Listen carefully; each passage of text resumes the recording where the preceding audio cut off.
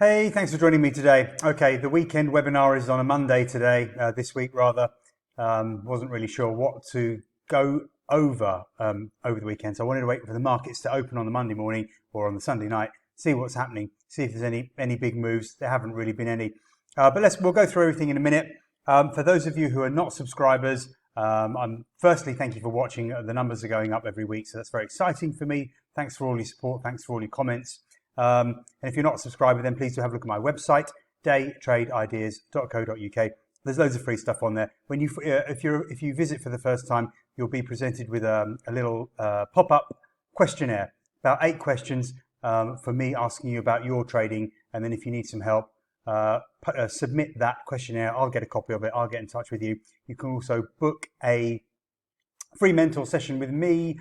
That page will come up after you've completed the questionnaire, or if you can't find that, just click on this link here on the menu. Go to the blog as well. There's loads of educational stuff there for free.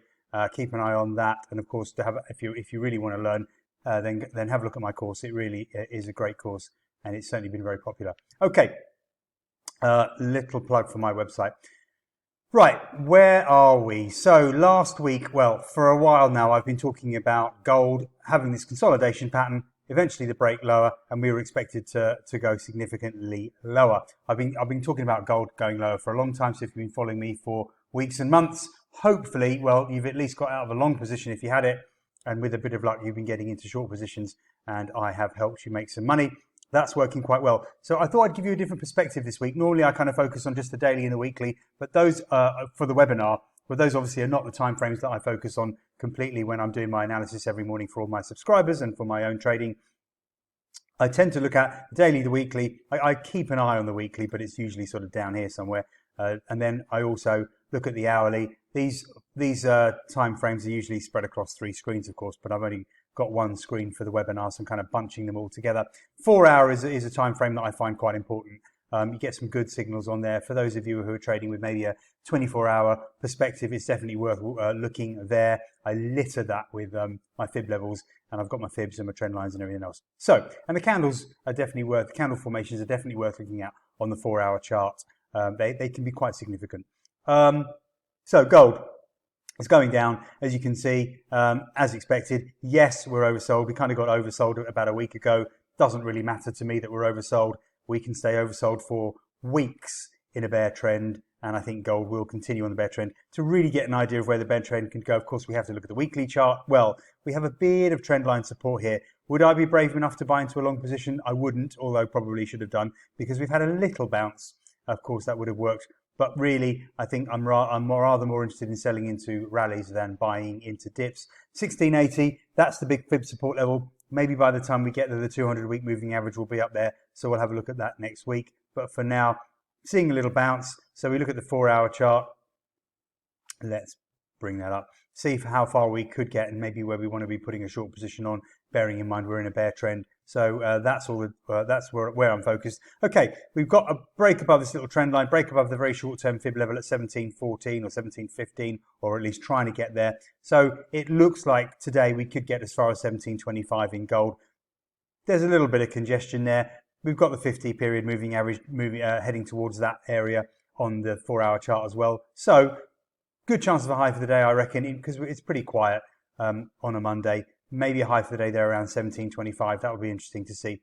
Silver's obviously been heading lower as well against the US dollar, gold lower against the US dollar. So one reason why those commodities are so weak in dollar terms, at least, is of course because the dollar is so strong. Beautiful move up in the dollar since 2021. Well, actually, if you look at the weekly chart and I scrunch it up, it's since 2008. This is just one big consolidation pattern. So we clearly are motoring now. We've got through the 106.60, 106.70 important resistance area. So it all looks good. I don't see any reason, well, I see every reason why the dollar will continue to push higher.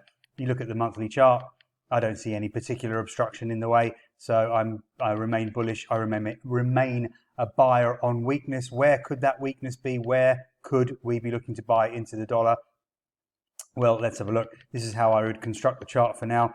Take the swing low, which will be down here. I like to throw my fib levels on, so this is how I would do it. I would take the swing low from here, almost a double bottom there, really, isn't it? So that is the low on the 21st. The last week of May 2021, just over a year old, those fibs. Now, from there, we need to put some more fibs on. Where would I take them? I would definitely take them from this little swing low down here, up there. And I probably should put some trend lines on. So I'm just going to show you how I would construct the chart. I like to go far back, as you can see. Then I'll put my trend line on there. And then I will put another trend line on here. There we go. And a little trend line just on this last blast higher. So the trend line coincides nicely with the 107.40 support level. We're getting close to that now. Where are we? What's the low today? 107.69. Okay, we're still a few pips away. But that would be a good support level. And it ties in quite nicely with this swing low down here. Look, 107.47. That's where buyers clearly came in quite aggressively on that day. That was the 13th of July, leaving a long lower wick. And then, of course, we pushed higher to that 109.29 level, which was the high for last week. So 107.45, 107.40 should be good support initially in the dollar index if you're following that and trading dollar pairs. So now, as I assume most of you don't trade the dollar index, you probably trade dollar pairs instead. So what we need to be looking for is some resistance levels that maybe tie in around that 107.40 area. Well, the Aussie versus the US dollar is already coming up to a resistance level at 68.20, 68.30. We've got the 100 period moving average on the 4-hour chart down there, a confluence of Fibonacci resistance levels I have there too. So we did this little break up here. Look, I had a fib level around 67.70, 67.75, coinciding with the trend line and the 50 period moving average on the 4-hour chart. Once we burst up through there, as you probably know, resistance becomes support. So that was perfectly the case. Look. Broke up through, nice little retest down at 67.75 on this candle, and that was a beautiful green candle, so nice and easy if you manage to jump into a long position on the retest of that obvious support level, and then boom, clearly the target up hit would be 68.20, 68.30, that's obvious, so that could be a 50 pip profit on that little scalp. It is a scalping environment at the moment because I think we're consolidating. Well, we're obviously consolidating because we're having a bounce in a bear trend. So that means probably entering a sideways trend. So I'm looking for this level to hold around 68.20, 68.30 today at least. If we were to break higher, well, you know, the obvious levels are 68.75, and then we're going to have strong resistance at 69.10, 69.20 later on in the week, I would imagine, if we get there. So same thing for the New Zealand dollar. I'm looking at the short-term charts again, 4-hour chart, little bounce. You would expect it to hit resistance around 61.80, 61.90, which is exactly what I had on my cheat sheet. This is what the subscribers get every morning, of course. I sometimes post it on social media, so if you're not a subscriber, you've probably seen it. There's my sell level for the Aussie dollar. There's my sell level for the New Zealand dollar. And of course, we are just hitting, well, we've actually already hit it. Where did we get to?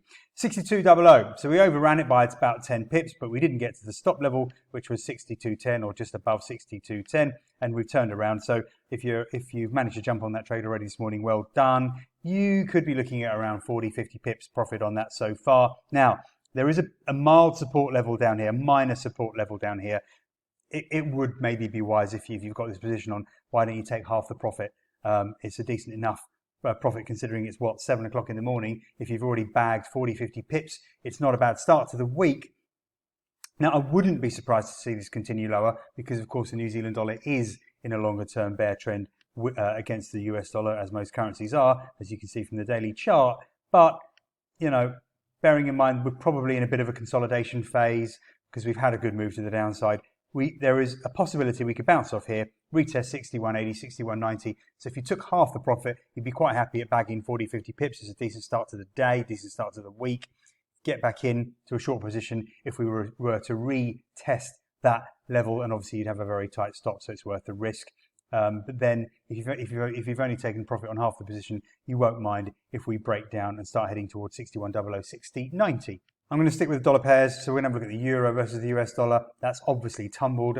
It's all over the financial news and social media about the euro trading at parity, 1-to-1 with the US dollar for the first time in 20 years. Now, the daily chart is showing us a really decent bounce back on Friday off 99.50. I don't see this as the start of a bull trend. I don't see this as a reversal. I see this as a bounce in a bear trend. That's not the most bullish candle I've ever seen, is it? Yes, we've got a long lower wick indicating the buyer certainly did come in at 99.50, but we still had quite a big red body on the candle. Okay, a nice green candle on Friday, so there is some retracement, but the obvious level is 101.40, 101.50 on the fib levels. So we'll just see what happens up there. Looking at the daily chart, look, that's just one massive bear trend, and there is nothing indicating to me that that is about to reverse. Dollar CAD. Now, this did catch me out, to be fair. The Royal Bank of Canada, of course, hiked interest rates by 1%, by a full 1% on Friday. That was unexpected. We had broken up through what is a really decent trend line going all the way back to 2021. Oh, August 2021. So it's exactly 2 years old. That was a nice break up, real good move. So I assumed that would be a strong support level. I think it would have been if it wasn't for the fact that the Bank of Canada hiked more than expected. So of course the Canadian dollar was stronger. So that brings us back down here. Do you know what? I don't know what to do with that. If I wanted a sort of little roadmap of levels in the short term, I put my fibs on there, and you can see that 130.50, 130.60 is a decent resistance level. The fib ties in with the swing highs and the trend line, which is at 130.80. But right now, if you said, look, you've got to put a trade on, I wouldn't really know what to do. I'd rather be short than long, sure, but I wouldn't really. There's nothing giving me any strong signal here for the dollar CAD now that we failed to hold above the trend line. Cable's been smashed. The pound's been smashed against the US dollar. We're now into the teens. Where do we get to? 117.57 last week. Seeing a small bounce back. This is a 4-hour chart, so it's pretty short term. Yes, little break above the trend line. We're testing 130, 118.90, 118.90, 119.00, which is the first fib level, but it's a minor level. 50-period moving average on the 4-hour chart at the same price. So we have run into resistance there. You know, I guess if you're a scalper, you could be looking to sell at 118.90, 119.00 and see if we dip back down to maybe 118.50, 118.40. Why not? Try a 40, 50 pip scalp, maybe with a 20 pip loss. If you put in your stop at around 119.20, that would give you enough room. This is the kind of thing I think we're going to be looking at this week because I think it's going to be mostly sideways. Where are we now? If we start breaking above the 119.20 area, then we could jump as far as 119.70, 119.80. We'll see if the 100-period moving average comes down to meet that area, but we have got a spike high up here from last week anyway, and a spike low down here. So it's kind of confirming that this little fib area should be a good resistance level for the week. Okay, let's have a look at the yen pairs. That's it for the dollar pairs. You know, probably any bounce against the dollar will be quite limited. So we're looking at the yen. The dollar yen.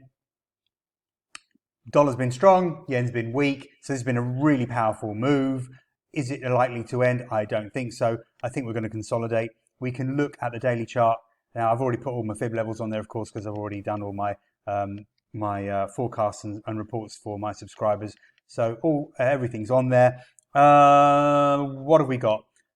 Well, the big support level at the moment is 137.60, 137.50. That's been on my cheat sheet for a while, actually. That 137, I've got it 137.60, 137.40. This is probably a bull flag. Look, let's look at a shorter term time frame to see more clearly how that's probably a bull flag. There we go. Trend line, quite steep bull flag, to be fair. They're not always this steep. Trend line, is that accurate? Actually, it's probably not. I think I need to encompass that low that we got there, and it's a bit more parallel. So it's quite a steep flag. We don't see them, you know, coming down quite so steeply like that often. There we go. I'm going to take the short-term fibs from that swing low, put it up there. What does that give us? Is that the right place to put it? Yeah, I think so. Actually, maybe not. Maybe I should take this swing low first. See how that ties in. Yeah, and I'm going to take that off. This is a bit of trial and error with fibs. You never quite know. I actually prefer this point as a fib. There we go. That's what I'm going to take. Okay. Yeah, it is a trial and error thing, and then just seeing if the levels, if the swing lows and swing highs match up with my fibs. Because if they don't, then I've probably got the wrong ones. So there's no rule I can really give you. But obviously you are looking to take a swing high and a swing low. This is why sometimes you've got to go quite far back in time. I mean, when I'm really constructing a chart, I'll go back on the monthly chart a long way, and then I'll break it down, and I'll have levels going back forever. So Interestingly, we've got the 100-hour moving average on the for the dollar yen coming in at 137. I'm going to call it 138.00 because it's going to be there by the time you watch this video. Anyway, now we bounced just above there today. What's the low? 138.04. So someone's paying attention to the 100 moving average and that little trend line there and buying into the pair at that price. So of course, we're going to want a break above the upper trend line to complete the bull flag and then give us the next buy signal. Stick those parallel lines on your chart because they're going to, there's no point in me telling you where it is right now. It may not break until this afternoon or tomorrow morning. And of course, the price will be lower if we continue down. But we do have good support, as I've said, around the 137.5 area if we happen to get that low. We'd have to break the 100-hour moving average, and if we do get below 137.90, my guess is that we could get down there quite quickly. By the time we get there, I don't know if it's tomorrow, the next day, whatever, then this 200 period moving average would be edging up higher towards there, and that would give us a nice support level as well. That would add to the support level if we were to get. Okay, let's look at the euro yen. The euro yen as it loads. Right, now I did have the 130.70, 130.80 area, was it? Or 130.80, 130.90 area? Yeah, no, 137.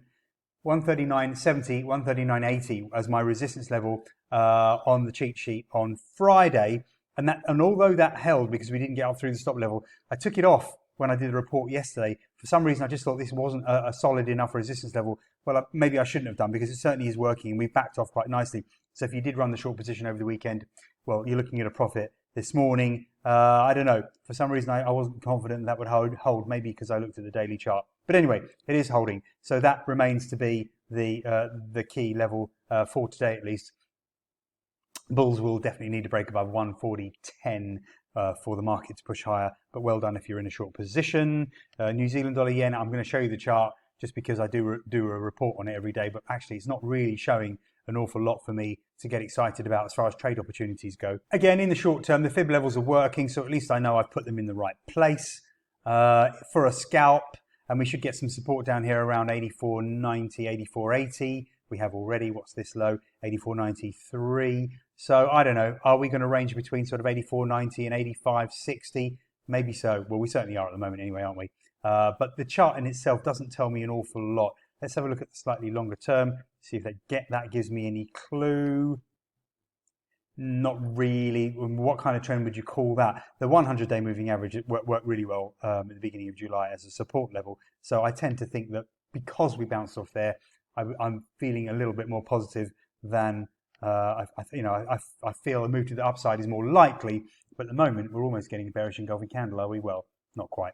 Okay, so I think it's a scalper's market. A lot of these markets are really just looking like they're going to trade sideways, and I would be throwing your fibs on there and doing this kind of thing with it, seeing if we hold the fib levels, because you can risk 20 pips. And if you're right, even though this is a very small range, you're still looking at 50 pip profit. It's worth risking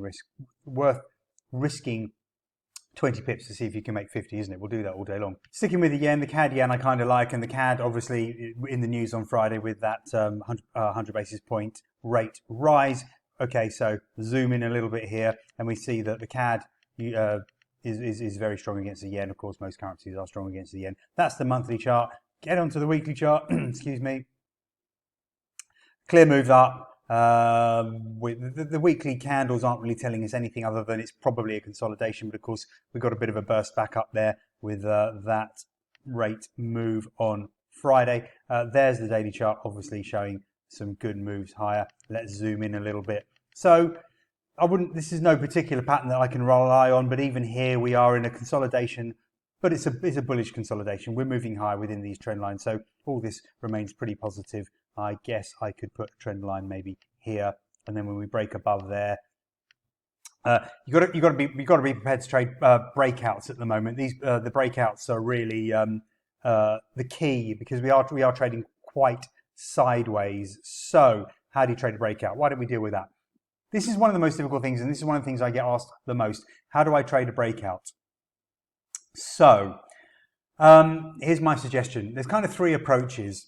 Firstly, let's try and get this chart down here so we can have a look. Okay, how would I do this? We're trading sideways. I'm going to try and trade the range here, bearing in mind we are in a sideways trend at the moment. Let's say I'm doing that. I'm not, because I'm quite a lazy trader and I don't really trade sideways ranges, but you should do if you're happy to sit in front of the screen all day. So here we go. Right, we've got an upper trend line at around 107.00. We've got this trend line up here at 107.84. So let's say we're trying to sell at 107.00, 107.10 with a stop at 107.25. That's reasonable. 15-20 pip stop loss. And then if it turns around, we'll be looking to buy down here. We're in a bull trend anyway, so you'd be happy to buy at the lower trend line. You'd feel more confident than selling, wouldn't you?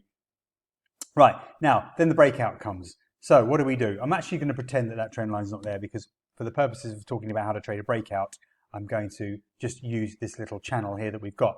Right, we start a breakout, where the market gets to 107.30, you're thinking, or you've done your analysis and you know if we start to trade at 107.30, there's a good chance we have a breakout here. So what you could do is you could put a stop to enter order in your account. It could be, let's say your normal sizes are three lots, 3 contracts, just to make it easy. You could put in a 107.30 stop buy to open order for one of the contracts. You're alert then, it's in you've got the position open, you're alert to the fact that we have a breakout. But you don't want to pile in all in one go, because of course, how many times have we seen the market break up, fail, come down? We saw it in the dollar CAD on Friday. You don't have your full position on if that doesn't work. So you'll have your stop loss in for whatever reason. Let's say, okay, I'm going to pay 107.30. I'm going to put my stop loss in at 106.80. Unfortunately, breakout trades do require wider stops, because you don't know how much you're going to mess around at the break point. So you do have to have wider stops, but it's worth it, because you don't mind risking 50 pips, because if we take off and if this really does break, well, the first stop is probably 107.20 is the high there for that previous high. So that's why it would definitely be worth having a stop in at 107.25. Once we get through there, we should be motoring away. So it's quite an easy way to structure the trade, really, isn't it? Let's say 107.30 would make sense. 106.80 is the stop. But then when you look at the weekly chart, actually, let's look at the monthly chart and then scrunch it up. We've already beaten this peak here, which is at 106.49. The sky's the limit, really. We could really motor 107.15 of these little peaks. We get up through 107.30 and the CAD yen could really be pushing significantly higher. We are talking, 100, 200, 300, 400, who knows how many 100 pips. So everybody's happy to risk 50 pips in the hope that they can make hundreds of pips. So that would be the kind of thing that I would do. Right, so you've got your one lot on, and then we move up, but we start racing away and you haven't quite got the position on that you want. The hope is that you pull back to the trend line at around 107.00. You might want to get in around 107.10 just to make sure, 107.20 just to make sure. Let's say we've jumped up to 107.60, and then so what I'm saying is you want to try and enter the rest of the trade on the retest. Hopefully that will happen. Now, of course, if it doesn't, and sometimes it doesn't, then you've got to use your judgment. Okay, is it going to run away? Should I buy another contract in so I don't want to miss it, or shall I wait and try and hope that we get the retest? This is the problem. There's too many decisions to make on a breakout trade, so it really is quite difficult. But at least if you use a stop to enter order, not a stop loss. A stop loss is when you have an order in your account to get you out of a position to cut the loss automatically, and you must use those. You must. If you've been watching me for a while, you'll know that it's an absolute must, and I've got stuff on my blog about, I've got 18 reasons why you must use a stop loss. But this is different. This is a stop to enter. So it's actually a stop. It works like a stop loss order but you don't have the position. So the market moves up, it hits the price, and you buy, and you hope that the breakout continues and the market pushes higher. So, but I would never do that on the full position, as I've said. I would do it only on maybe a third or a half, because you don't want to be caught with the full position if the market suddenly turns around and dumps. But I like it because it just gives you that focus on the fact that you're in the trade, and then you have to start making decisions on when to add. Well, if it's racing away, of course, you might. The problem is you then end up chasing it, but you might be forced to, because the market might just really push higher. The hope for me, I'm quite cautious, so I would buy it, see it push up a little bit, and then I'd have a bid order in just above the break point in the hope that it retests. And often these do. That's the easy way for me to do it. Wait for the retest, and then off we go. Okay, US 10-year. We know all about. I'm sure you know all about what's happening with bonds and the indication that we could have the bonds are indicating that we could have a recession. I'm not going to go into that. you can read all about it yourself. But what I am interested in is the fact that we've got a potential head and shoulders pattern now for the 10-year T-note. I keep an eye on this sometimes. Look at that. Beautiful. Really very symmetrical, in fact. Potential left shoulder, potential head, potential right shoulder as these recession worries surface. Commodity prices obviously coming down. Also, I believe copper's had a collapse. Well, I don't keep an eye on it myself. So we would have a neckline to the head and shoulders here.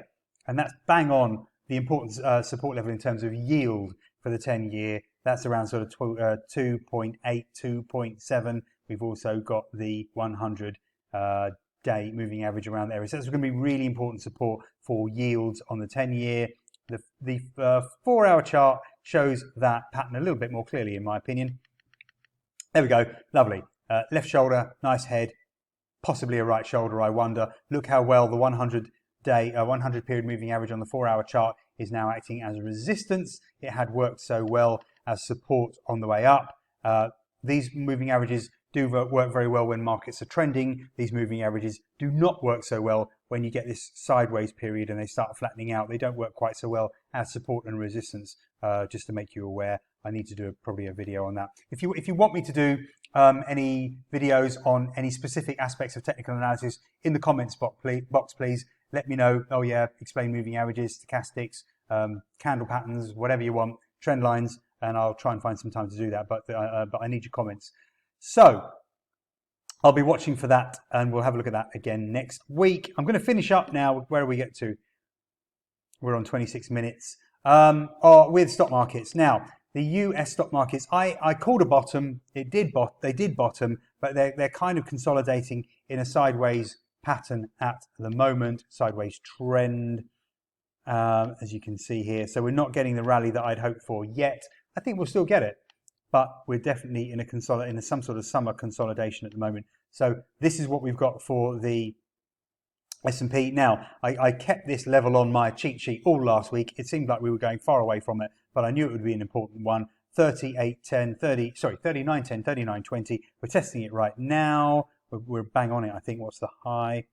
Anyway, we are bang on it. The high is actually 38.89. So we're getting very close to that. And we've got the 200 period moving average on the 4-hour chart, doing a real good job as a resistance as I speak. Maybe that resistance area is a little bit high actually, because it's been coming down a bit. But I've based it on the fib levels that I've got on the daily chart rather than the fib levels I've got on the short-term chart. But anywhere up around that 39 area definitely is resistance. We've got the 50-day moving average coming down at around 39.20. So we're going to have to get through there for what should be a buy signal. And I think we will get there eventually. But the timing is impossible to know. We could go sideways for days and weeks before we break up. But I think the next big move in the stock markets for the US is higher. I think we need a bit of a squeeze. I think we need to shake out some of the shorts before we see probably a collapse at some stage. I can't be sure because the fundamentals situation is changing quite dramatically in the fact that commodity prices are dumping. Now it's all worries about recession. But of course, with worries about recession, maybe that means the Fed will start easing off on the interest rate hikes. And that may actually be seen as bullish for stock markets. Who knows? It's quite a confusing situation. We don't know how the market will read it. But for now, at least, the stock markets are stable, as I'd hoped. Same thing for the NASDAQ. Stable. And again, I still think that when we do break, it'll probably be to the upside. I've talked about how to trade the breakouts. You probably want to have your stop to enter order just above the trend line, which is at the moment, it's around 12,180. I don't have anything on my cheat sheet for the NASDAQ, but you can see that we are trading that range. Now, if we start to break up through whatever that might be, let's call it 12,250, we can jump up to 12,350, 400, and it's really up through 12,400 that we would get the buy signal, but we're way off that, and I probably will need to review that in next week's webinar. Okay, not the most exciting markets, if I'm honest. I'm not seeing loads of opportunity, but I hope I've given you some clarification there. What else do I need to say? Yeah, it's mid-July, so this is really when the kids are breaking up from school, at least in the UK and and most parts of Europe probably as well. I know the hot weather's kicking in. Probably not a time when a lot of people are interested in trading. So the big guys, the banks and the funds, have probably been easing off as they plan their summer holidays. So this time of year is tricky. In fact, August has been, I've had some of my worst trading months. Even back in the 90s when I was trading on the floor, they were some of my worst trading months. The liquidity's thin, there's not a lot of volume, so many people are on holiday, and those that aren't are not particularly interested in getting heavily involved in financial markets unless there's some sort of stimulus to get them involved. So as this recession worry plays out, I'm guessing that it's going to be a similar situation. So be careful, keep it tight, use your stops. As I say, I've been caught in some horrible moves. We'll probably trend sideways through most of the next 6 weeks, but then something can happen and there'll be this exaggerated move that normally at another time of the year might only send a currency pair 70, 80 pips, but suddenly you're seeing something like 150 pips because the liquidity is just not there to stop the move. So just be very, very careful, and also be careful about fading moves on news like that. You might think, oh, we've moved 50, 60 pips. We don't normally do that. And then before you know what, we're moving 80, 90 pips, which would be unusual. But that's purely because the volume isn't there to mop up someone's buy, stop, order or something like that. So be careful. Same like December. August often isn't worth trading. But if you are trading, keep it tight. Okay, I think that's all I can say. Give me your comments, give me your feedback. Tell me what you want me to look at for you for next week. And if you've got your own opinion on what I've had to say, if you disagree with anything, I'd love to hear it. That's it. Good luck for the week.